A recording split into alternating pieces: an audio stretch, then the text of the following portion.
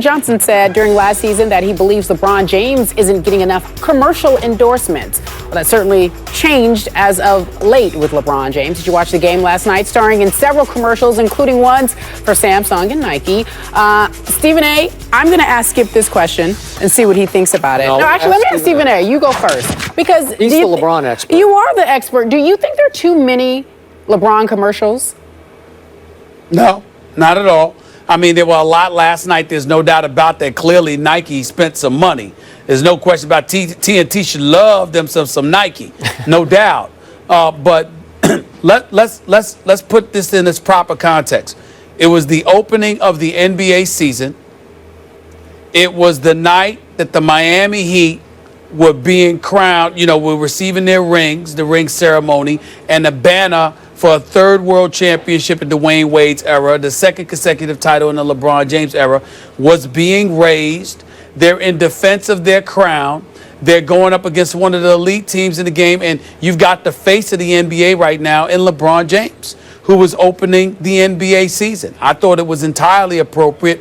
More importantly, the commercials not just included him as the father and husband. It also included him as a community man. It also included him as a great teammate because you had teammates in the commercial as well.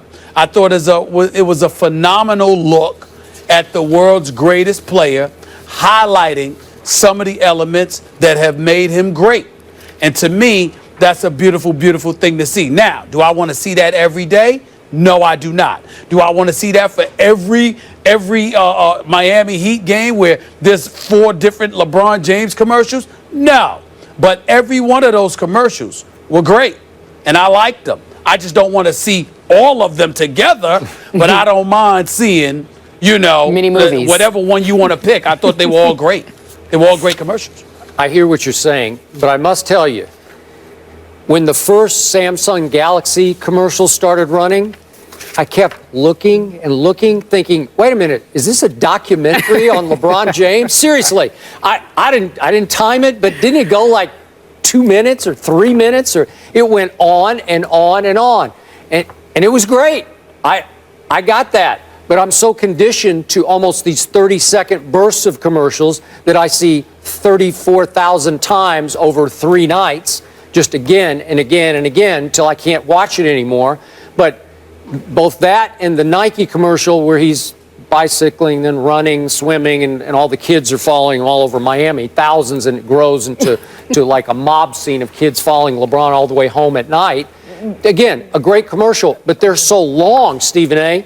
Again, congratulations to TNT. That's a lot of ad time, right? But there would have been a time, even a year ago, that I would have thought, oh, gosh, here we go again. This is going to heap even more pressure on LeBron's shoulders to live up to the idolatry, to being placed on the highest pedestal.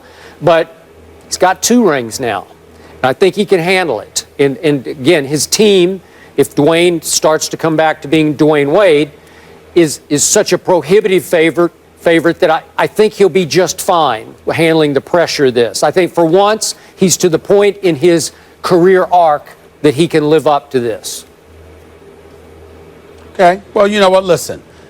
One of the things that Magic Johnson pointed out last year, we was talking about the commercials or what have you, and you're going to have those particularly in LeBron's camp that felt that it was ill-timed in terms of the comments Magic Johnson made because it was while LeBron was being celebrated MVP, if I remember correctly, or whatever the case may be. To me, the way Nike is portraying LeBron, what I love about it is that I find it to be accurate. Doesn't mean he makes all the right decisions. Doesn't mean that everybody has to love him. Doesn't mean that he never does anything wrong. But it does mean is that if you encompass the total package that is LeBron James, I think it's a pretty damn good package. Yeah. And I think that he's a great guy.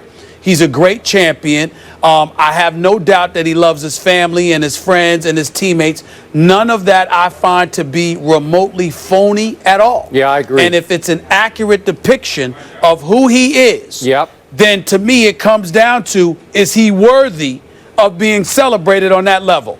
And the answer is as of right now, Yep. yes, he is. Yep. He's the best player in the world. He's a 2-time champion, and he's a 4-time league MVP.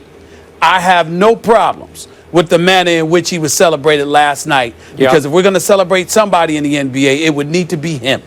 You know, that is a great point, because oftentimes I'll see a commercial on a superstar athlete and I will think to myself, that is fraudulent image making.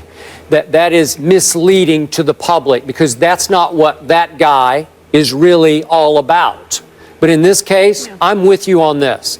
I think that was real, live LeBron James, start to finish. The family man, the father.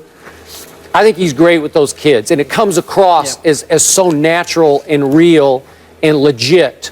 And I do appreciate that about LeBron. Yeah, well said. I agree with you. And his teammates, taking the picture of Yeah, Birdman while he was sleeping, showing it to teammates, joking around with them, all of that other stuff. I mean, you talk to these guys, they got a lot of love for him, man. I mean, you know what? Listen, it doesn't matter. He doesn't have to have a great relationship with me, you, or anybody else. But the people, his friends, his family members, his teammates, the organization, they love him. They swear by him. And his contemporaries in the league or league-wide, the cats love him. Give the man credit where credit is due. It's well earned, man. It is. Well done, LeBron James. Gentlemen, it is now time.